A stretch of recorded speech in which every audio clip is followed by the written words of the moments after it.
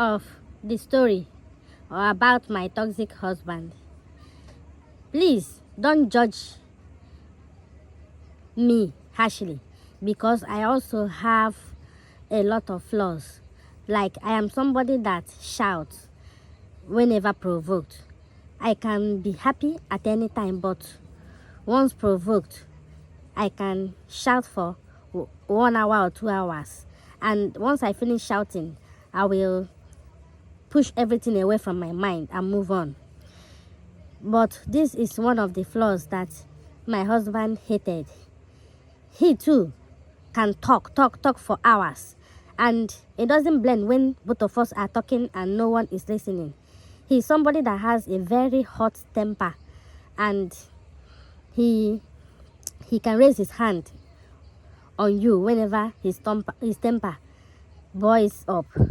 This is a guy who beats up his mom and his elder brothers, and I didn't know about it until I was already into the marriage.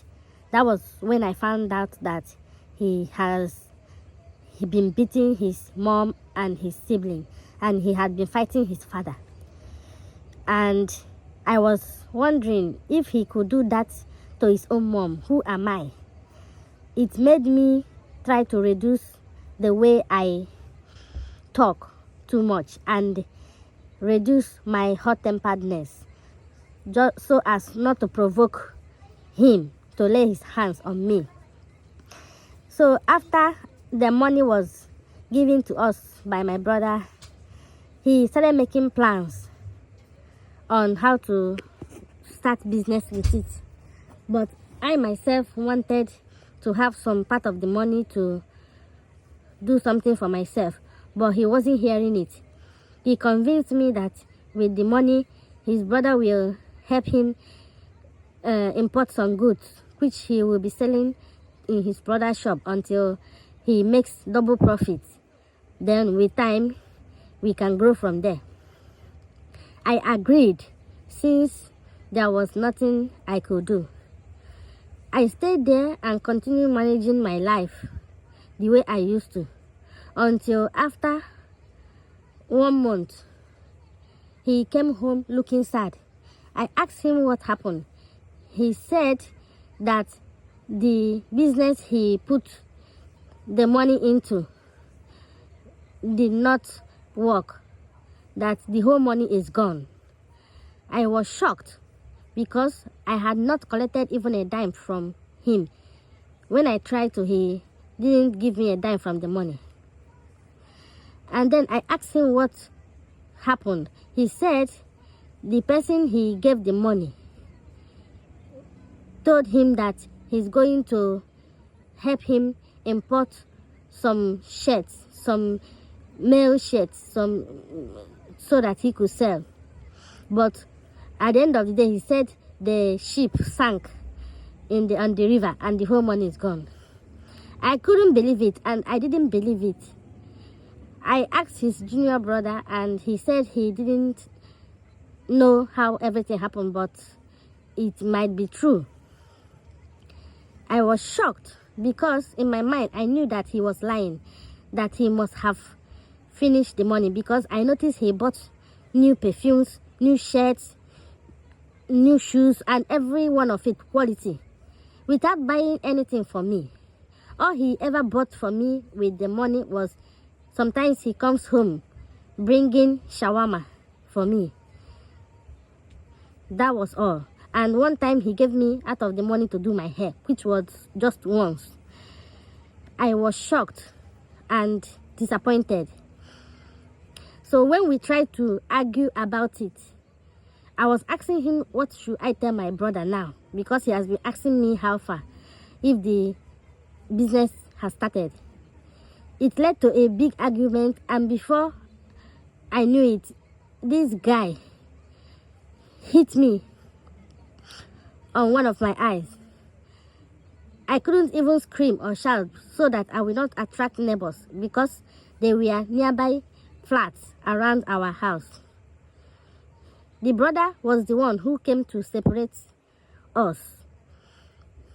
That was where I decided that I will go back to the village. So I planned to leave without telling him because I knew he will not let me go. So I got money from the brother, telling him that I needed to cook soup. The brother agreed and gave me some money. The next day, as soon as they left to the market, I gathered all my things I came with, packed it into my bag, and headed that morning to the park, asking questions because I have not been living. I've been coming to Lagos, but I didn't know my way that much. When I got to the park, I was lucky enough to see late buses that were going to the east. I paid and entered with my eyes swollen. I had to tie scarf to cover up my eye and wore an eyeglass. All through the way to the village, I was weeping like a child with my head covered under the seat so that the person sitting next to me would not notice what was going on. And I was still fearful because I knew he will rage so badly upon coming back home to see that I left without his permission or without informing him. I felt bad that the brother would be disappointed in me, but I expected him to understand that I could no longer tolerate everything that was happening in that place. I was just praying for the bus to move faster. Sometimes I felt the bus should just collide and take me out of the world. But I couldn't be so selfish because there were other passengers in the bus.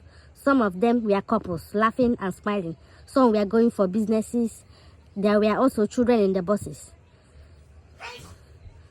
My mind was already back to my parents' house, and I prayed they would not send me back to him. I was not even hungry, even though I didn't eat anything. When the bus stopped to buy things, I couldn't move. I just bought some bananas and granite from the window and ate it and felt better. Drank some water and then proceeded to read one of the novels I came to Lagos with. So that was how we headed home, and I slept off. Upon waking up, we were already at the head bridge, and I breathed a sigh of relief.